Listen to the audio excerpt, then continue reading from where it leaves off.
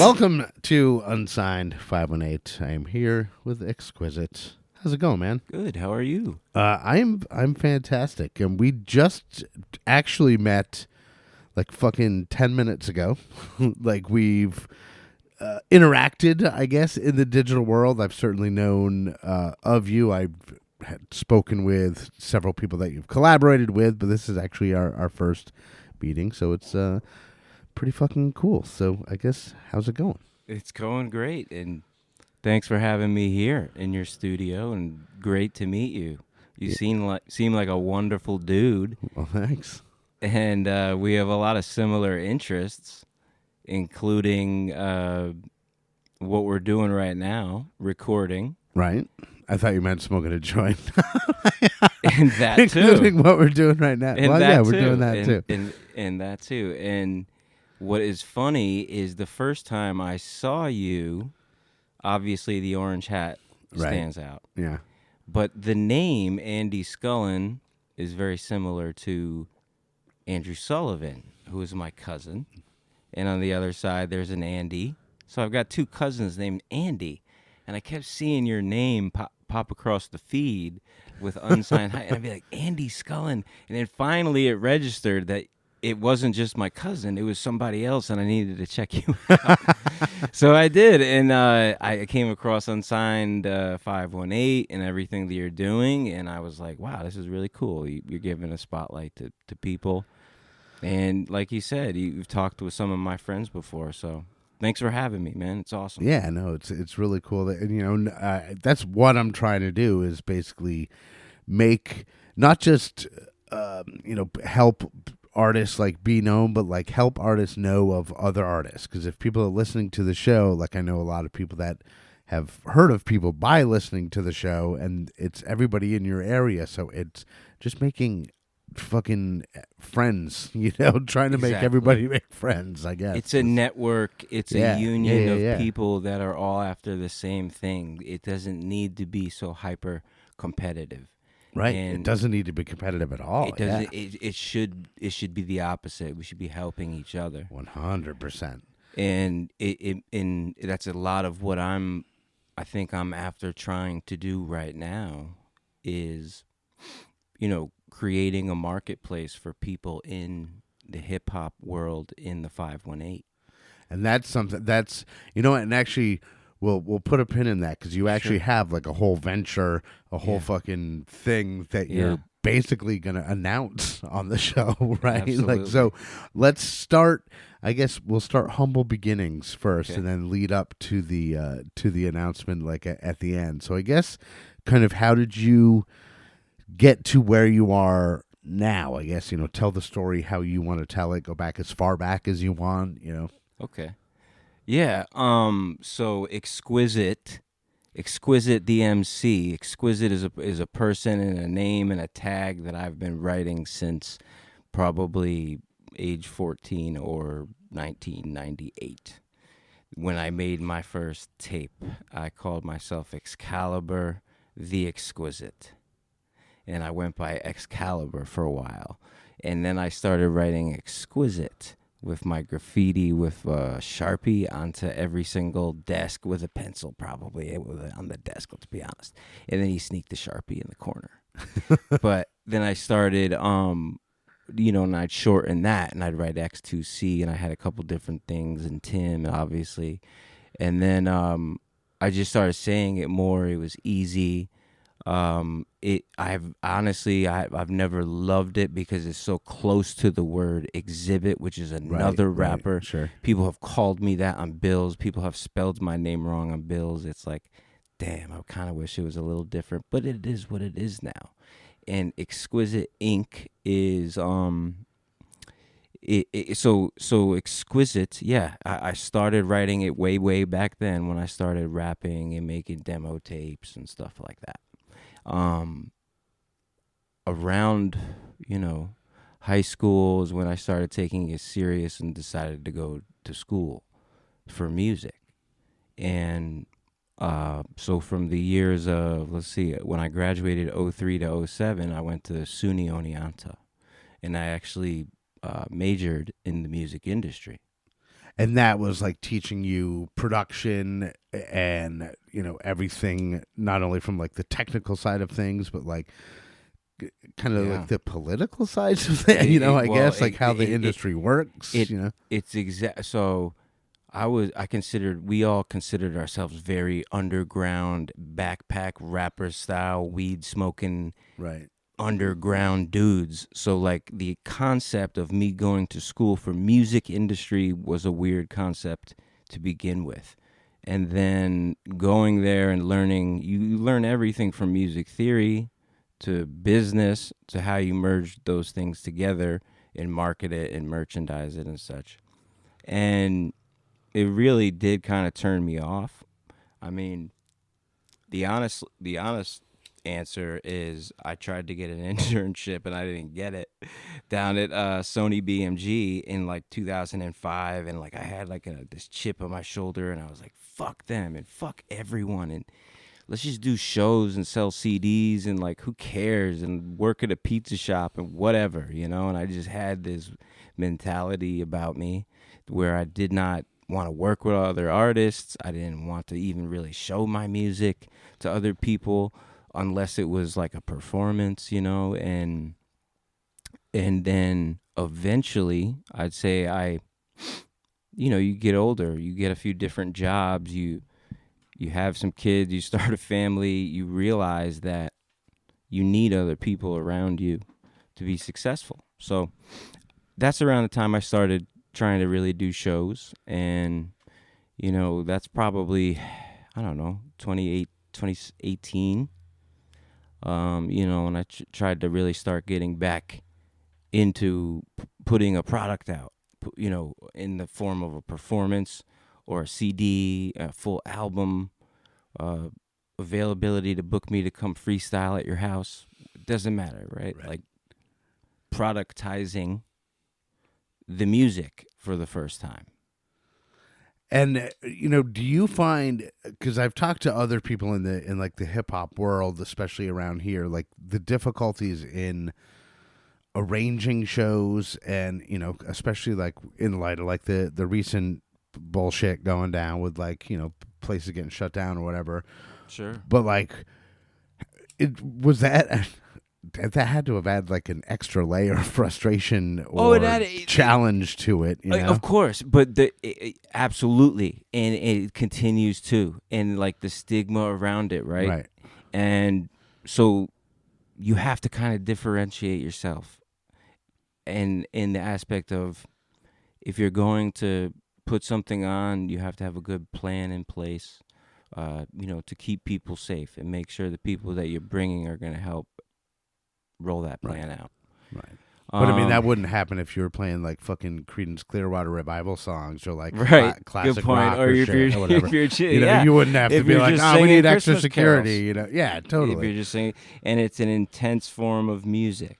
It's people pouring their heart out, right? So whether that's in beat form or rapping rhyme form, so yeah, it brings, it's like hardcore death metal, they call it, or whatever you want to call it. Right. Heavy metal, it brings an emotion out of you that is strong. It's a strong feeling. But what I've found in like, because I like a lot of heavy music, but I found like a lot of the times, like the heavier the music, the fucking angrier the music, the like more grounded and centered and kind the human being behind the music is. That's an interesting point too, because in a lot of forms of in rap versus hip hop, rap, whatever you want to call it, a true lyricist versus somebody who's doing it for the clout or wear diamond necklaces on stage and stuff, right? There's when the motives are different, the songwriter behind it, right? Like you think of somebody like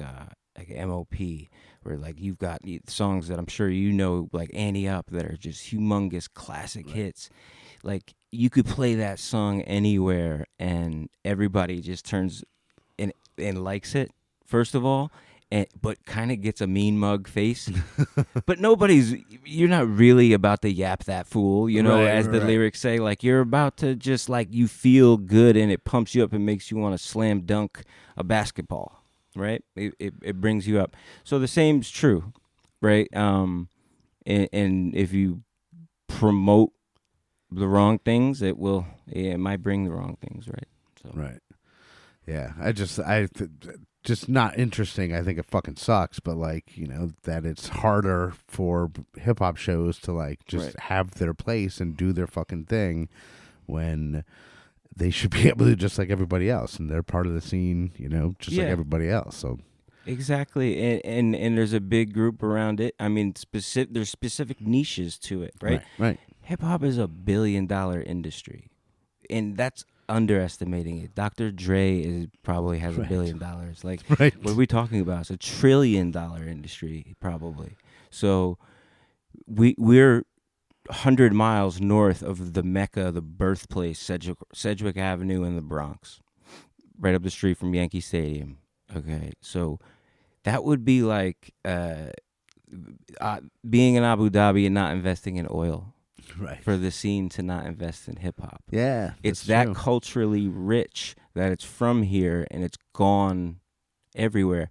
Specific types of rock and punk too. New York, Boston scenes have all merged in Albany. Yeah. Very cool. Yeah, because like it's close enough where once the back in like the 80s, when like LL Cool J and Run DMC were coming up, like they were playing in Albany, because like it's in that like touring range. So yeah, there's been hip hop around here for a long fucking time. It's all forms of entertainment where Albany is in the shadow of both of those cities, so we get cool shit all the time. Like we get like Tracy Morgan at the Funny Bone when he's trying out new material to go do a Netflix special, or like Aziz Ansari, another example, Louis C.K. So all these guys at the Funny Bone who are humongous and could do way bigger shows than the Funny Bone, but they're testing out their material up the street in Albany, right? Yeah. So let's there's a lane. There's always been a lane for that in Albany, and people have done it in the past,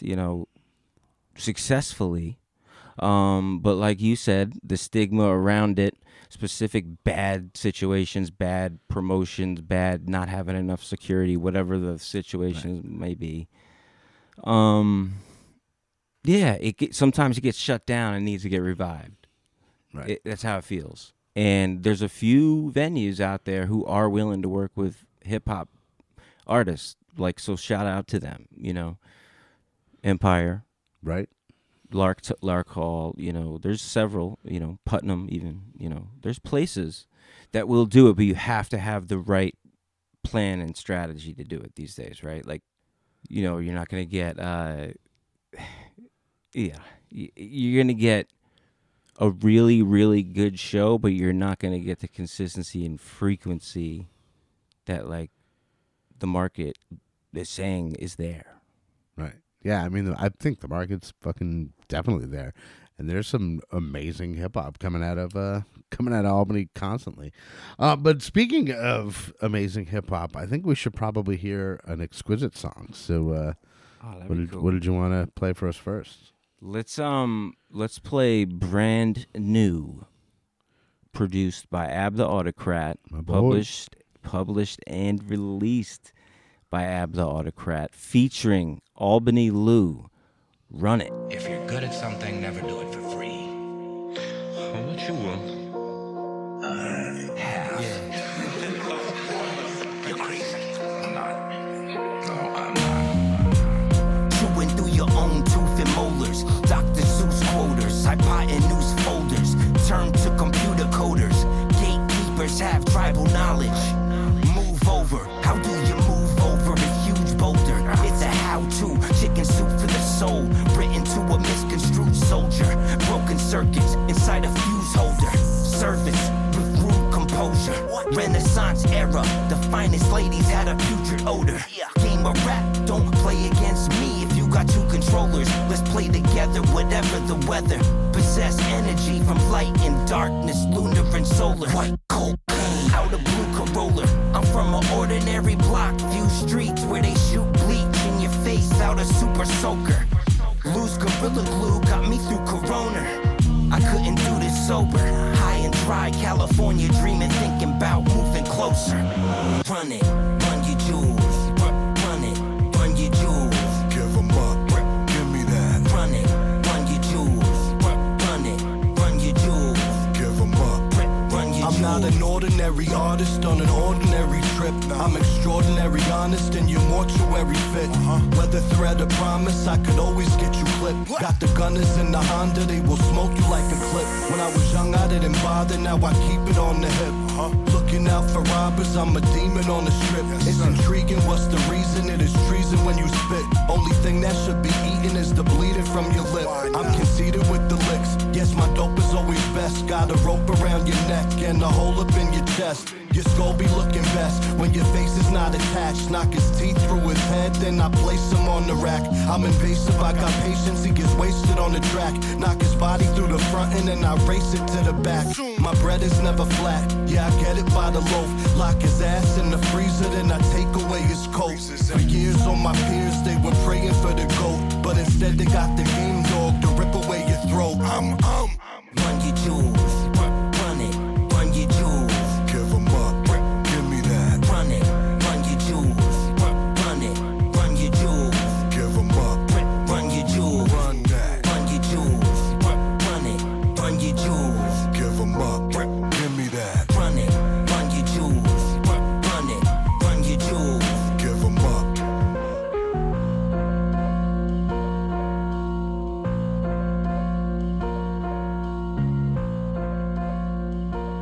Xkwisit with Albany Lou and Ab the Autocrat.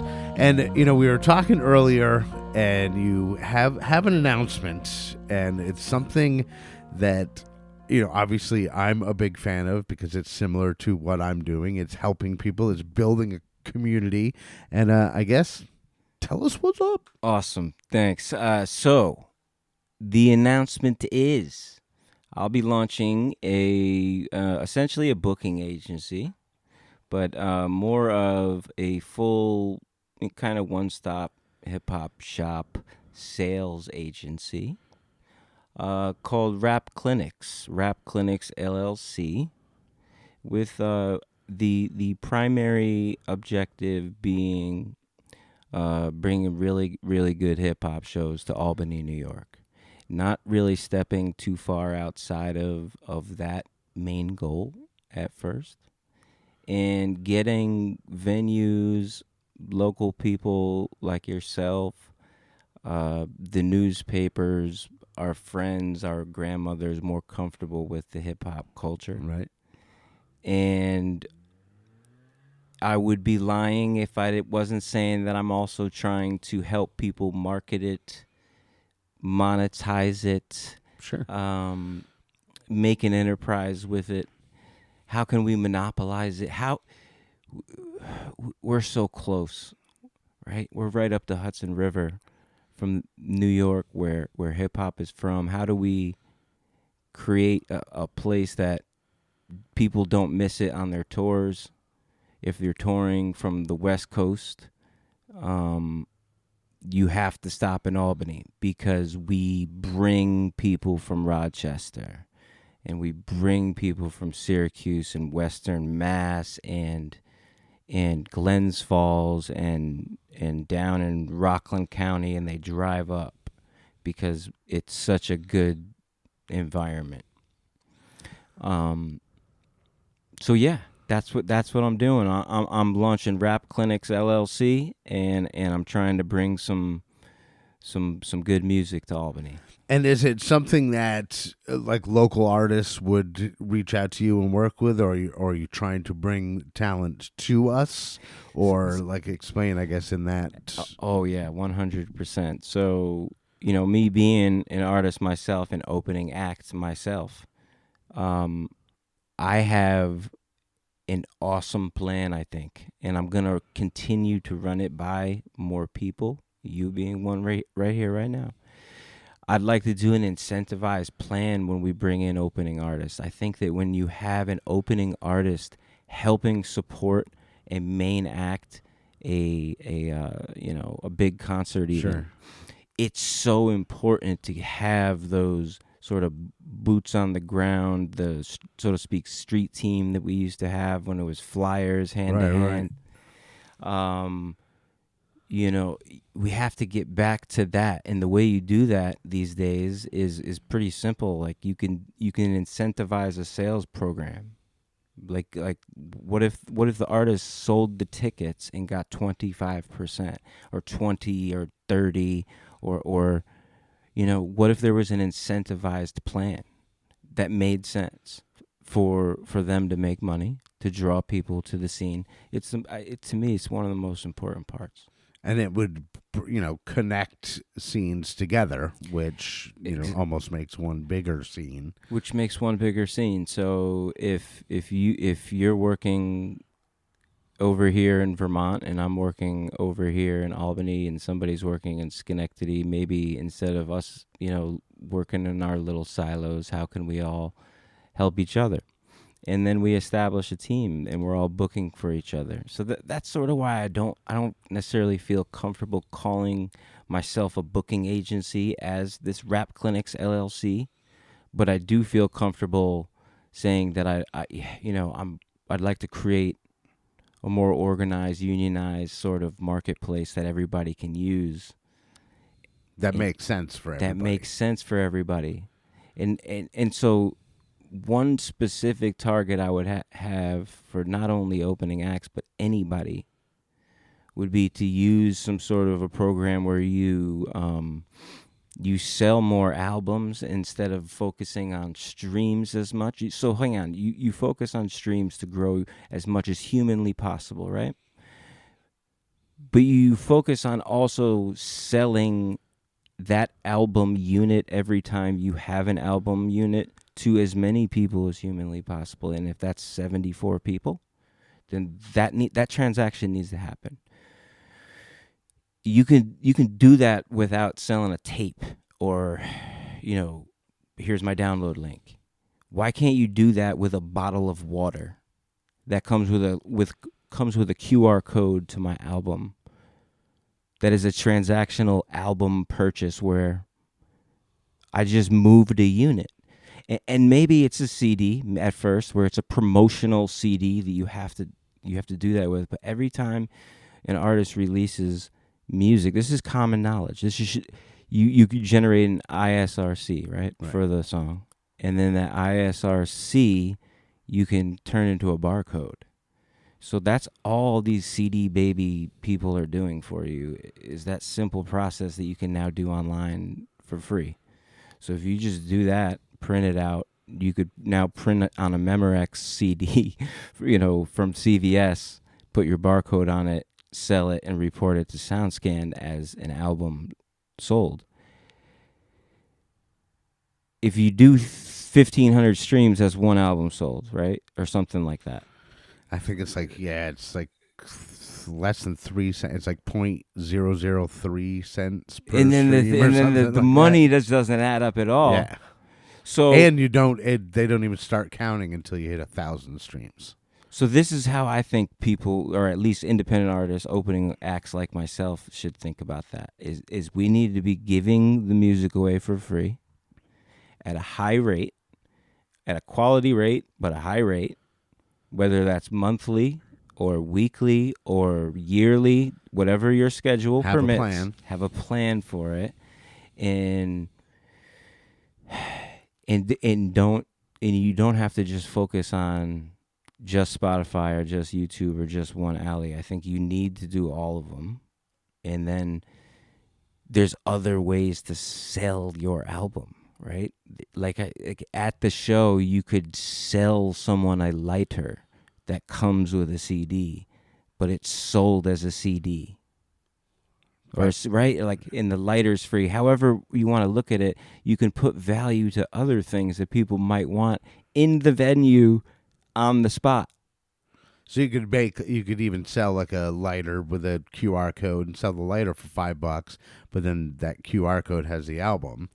Yeah. And is it like a and it generates to a spreadsheet or something? Somebody smarter than me has to figure that part out. Sure. But it goes to, and it's registered. And then you're registered, the unit moved. And now what that helps you with is getting known in other places. Like, Spotify could take you so far, but that shit is so bogged down by bots in specific avenues and such. We get caught in our niches. Yeah, I've had days where I've noticed, like, the podcast, I always check my streams and who's listening and where. And there was like one day where I had like 700 listens for one show, and I'm like, that's not fucking real, And then I like clicked on it, and it was in like Nambia or something. Yeah, I'm yeah, like, yeah. I knew it wasn't real. That's Like, fucking what? crazy. Like They're like, Poland loved my shit on May 23rd Yeah. for 13 minutes only. What the fuck? yeah, and it was like hundreds of people. I'm like, And I don't even know But how they're that robots. like happens, but it happens, right? Like people, if you search for it, like promotional services on Spotify or whatever, you're gonna just like get that these days. I think like you're Right. gonna get spammed and like you bots. can buy streams and buy such. all that, yeah, So, for sure. Yeah. So yeah, it's important to keep your music available there. And so, how do you feel about CDs? Being that it's something I that like 'em. people aren't gonna. People don't have CD player, because I don't. So here's the thing, though. I don't like them post pandemic rates at $3.50 a CD. That right. when it was 38 cents, cents, yeah, like- 87 cents a CD, that made sense. And then, because again, like you could put the QR code to a link and a thing, and like people thought it'd be drop cards at one time. I was talking to local artist Mike Lanny, shout out to him the other day, about we were laughing like, yo, remember we all had drop cards? Like, yeah, but fuck, those didn't work out, right? But like you could use that still, kind of. You could use a business card. You could use this. You could use a drop link. It just needs the It just needs to be a method that your fans can connect to you. And Right. some fans use Spotify, some fans use Apple, some fans have tape decks, some fans have record players. It's like, see, I think having all that available is important, and productizing that is important. But my approach is going to be try to help create a marketplace, like you would go to like you go to the Vintage Roundup ever, or any of those things yeah. downtown. Yeah. Why couldn't we create a marketplace like that at every single event, where like one booth, he's got like fresh old fucking polo that he customized that's fucking dope that nobody's got, right? And he's selling them. And then somebody else is selling records. Somebody else, it's all hip hop adjacent shit. So can we sell weed? Maybe somebody. Maybe you can give it away. you give it away, exactly. Buy this lighter for $30, and I'll give you some weed. The Doob Tube with the album. Doob Hold up, Tube. let me patent this right now. The Doob Tube with the album cover on it. Yeah. Right, Nice. and Dude, at the that's top's got the brilliant. little QR code your phone can scan. We were at a event at No Fun. Our band played the show, and Love that place. 400 River Street, that dispensary in Troy, they came and had all these Doob tubes, and were handing out joint after joint after joint. See, there you go. Just for free Marketing. to everybody in the crowd. They literally gave out, probably fucking 100 joints. Amazing. It was amazing, and it was, you're right, just all marketing. It had all their information, the QR code, everything, right on the Doob tube. See, somebody beat me to it. Yeah. That's amazing. But I it just love shows that it can be done. It shows that it can be done. Exactly. And so this is the type of mindset that I'm just going to take, a very simple business type of mindset with it, and give the opening acts pieces of the opportunity. Nice. And they would have to do a little legwork, but that's why they're here, Yeah. And so you're talking like bigger national acts coming through, and you're linking them up with people that are here. Like, I think that's the primary goal of why it's an LLC, and how I think I can generate revenue. yeah, That's sort of one way I think we can do it. And then it's a big liability right now, right? Like, we talk about liabilities and assets. Hopefully we can turn it into an asset in the form of an operating budget after that, after a few strategic events, and continue to grow.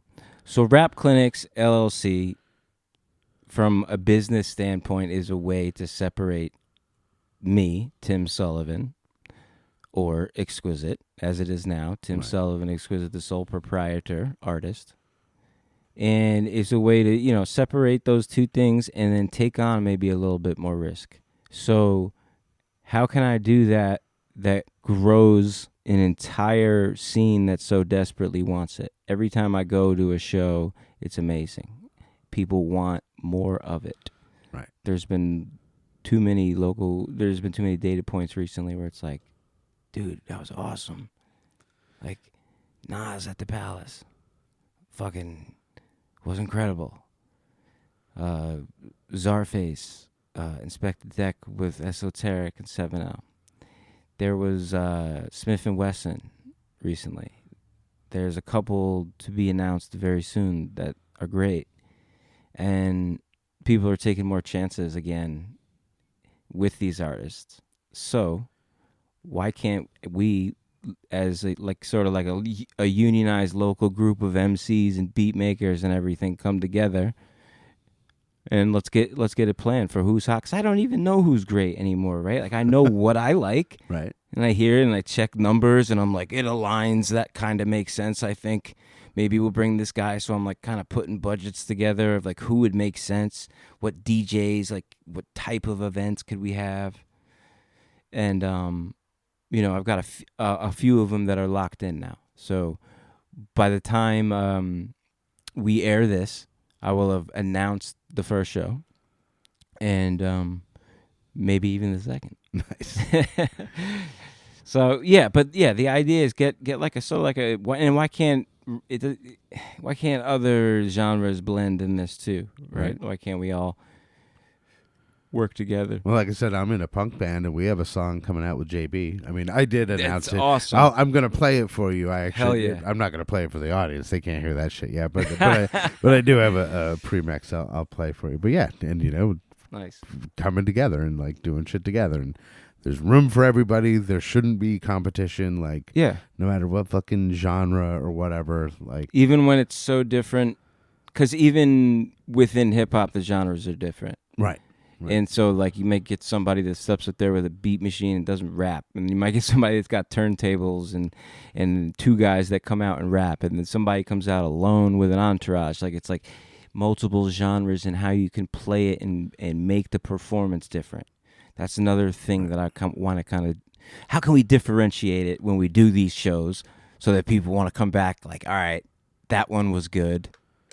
I trust that event will be good again. Right. Yeah, and if you put the name on it and you start putting the events with the name on it. And like the thing too here is like I was thinking is we have Albany, Troy, Schenectady, Glens Falls, Saratoga, like it's a big fucking area, you know what I mean? And it's not uncommon for Albany bands to go up to Glens Falls and vice versa. So like you Just create a circuit. Yeah, huge circuit right fucking here. And then, maybe even get national bands coming in and making multiple stops in the area. That would be awesome. Right. And another recent one was I went down to Beacon, New York, which is a train stop for NYC, so Right. I'll give them that. But it was just flooded in this bar for Static Selecta DJ, and I was like, holy shit. This is fucking awesome. Like, I haven't felt anything like this in so long. Like, this is different. This is something that people want to do again post-COVID, post-pandemic, post-everything, right? Like, they love going to shows. People love going to shows. Yeah. And so let's make a place where people want to go. They feel safe to bring their music to the market. It's an environment where, like you said, it doesn't need to be competitive. It needs to be helpful for one another. Right. And there can be I don't want to say competition with and not competitive, but there can be like a healthy competition. Drives business. Yeah, but like competitive to me is like I want you to fail so I rise. But like a healthy competition is like let's keep edging each other so that we both rise, And Perfect. and I do see that a lot in this scene. There's mostly that's what the element of a battle rap is even supposed to be. right. Can we get back to a point where a battle rap doesn't turn into a fight, and then a battle rap is like my shoes are better than yours, and like your mom's so fat she sits around the house. Like, can we get back to a fun point? Right. Or And does where it- both people come out looking good. Someone brings something, you're like, all right, now I have to top that. Now I have to top that. Now I have to top Yeah. that. And But- Yeah, it's really the elements of hip hop, right? Always have a very competitive edge to them, right? A lot of rappers, that's all they talk about is arrogant shit. Right. And then there's there's other people that take a different avenue and talk about politics or conscious shit or whatever, weed. So that's fun part about it, right? How can we bring all these different channels together, right? Like I'm from Albany, but I'm a white kid from New Scotland Avenue. Like how can we bring everybody together where the shows are good, people want to show up, people want to bring their friends, Yeah, I want to see that too, man, for sure. So I think what we should do right now is play another song. So what do you got for us this time? This time, let's play another joint produced by Ab the Autocrat called, let's play Pushin' 40. Let's hear Xkwisit, Pushin' 40, produced by Ab the Autocrats, and then we'll be right back to wrap it up. How am I working overtime, still living check to check? Got a bone to pick, axe to grind, now we're neck and neck, bigger bet. Lit a cigarette, early morning, still dark out, forget that. See my silhouette, whatever, my leather fresh. Purchase order on a 30-day credit net. Now I call that better debt. Better get your pocket protector and your sweater vest. Nevertheless, I'm better than my competitors suggest. 26-letter measurement test, my masculinity non-toxic, but I'm heterosex, etc. Yes. My basement has the bench press and the stench of flesh. And your album being trash, it's inevitable as death. When I was 12, I put my pedal to the test. Why? Cause they put the metal to my chest. Bye. When you 5'8", you better look fly and talk slide. For the side eye from an awkward guy. Marlboro guy with the Carl Canai. And have that motherfucking thing go bang bang when walking by. While I put pastrami on the marble ride. We can face off like Sammy Sosa and Mark McGuire. Yeah, that's right, the kid's pushing 40. No necklace on, still looking gaudy. Yeah, that's right, the kid's pushing 40. No necklace on, still looking gaudy. Let's see how New York feels. I run out with a flag on the field. Proceed to rip my tendon out of the heel. Conspiracy theorists like did he kneel? I never saw him squeal. He didn't sweat, didn't even get a minute yet. It's just so Jets, I know, just don't bet. So Aaron Rodgers thought he had division like a pair of binoculars, but that was ayahuasca talking. Enlightenment will be very obvious. He don't got it. Stake out like a pair of coppers. No Eric Estrada. What you wearing is embarrassing your mama. Comma, damn, it comes too easy. If I tell you I'm the best in town, you gonna believe me? On my New York, she eats steaks and plates of ziti. Consult your local food court, you wanna taste the freebie. You got shooters? I got Haitian voodoo dolls and witch doctors who don't play and spray graffiti. Take a knee, you gotta take an L before you play on repeat. I'm rock and roll to the soul. I was made on East Street. Say less, no, please speak. Yeah, that's right, the kid's pushing 40. No necklace on, still looking gaudy. Yeah, that's right, the kid's pushing 40. No necklace on, still looking gaudy. Yeah, that's right, the kid's pushing 40. No necklace on, still looking gaudy. Yeah, that's right, the kid's pushing 40. No necklace on, still looking gaudy. All right, that was Pushin' 40, Xkwisit. And Xkwisit, I want to thank you so much for coming out and doing this. It was a really cool conversation. We've been on each other's radar for a while. We've communicated via the digital world, I guess you could say. But like to be hanging out in the same room, it's cool. And I hope it's not the last time that we do shit together because you got great ideas, and I'm all in on what you're talking about. So, but before we go, I just want to do like what I do with all my guests and give you a chance to say what I call your gratitudes. So, microphone is all yours. Awesome, thanks, man. First, yeah, you're welcome, and thank you for having me here. I don't even know where to begin, my man, but, let's go first and foremost. I would like to personally thank Ab the Autocrat for a couple of the new singles and things that we're working on. I'd like to thank my man, Mr. Pigs, for all the hard work he's been putting into the singles that we've released together. A couple other artists in particular, Scheist, Cronkite, and then let's circle back to the things that, really matter is my family. Absolutely empowered and embodied by them every day. Like my wife Amy and my son Declan and my daughter Penelope are everything. So they're always keeping me busy. Sports events. My son's in the Oculus. My daughter's playing basketball. You know how it goes. It's busy as hell. And thank you for them. Obviously mom and dad. I got my mom and my dad around. I'm I'm super grateful for that. So love you guys. Let's see. But you, Unsigned518, the fucking everybody that helps promote local artists, like I hope I can do soon, is like one guy that comes to mind who I'll give shout out to. I don't even know that well, is Ralph Renna. Another guy comes to mind. I should give a shout out to all the guys at Empire Live and Underground. They're taking some chances right now, man, that are awesome. And they've had some great shows recently. Everybody that's working with hip hop artists, everybody that's bringing it into the community and trying to make it a positive influence on the kids. All right. So he is Xkwisit. I am Andy Scullin. This is Unsigned518. I'll see you on the road. Peace. Unsigned518 is produced and hosted by me, Andy Scullin. New episodes are available every week wherever you stream podcasts. If you would like to help support the show, please like and subscribe wherever you are listening. Or you could buy me a coffee at buymeacoffee.com/Unsigned518.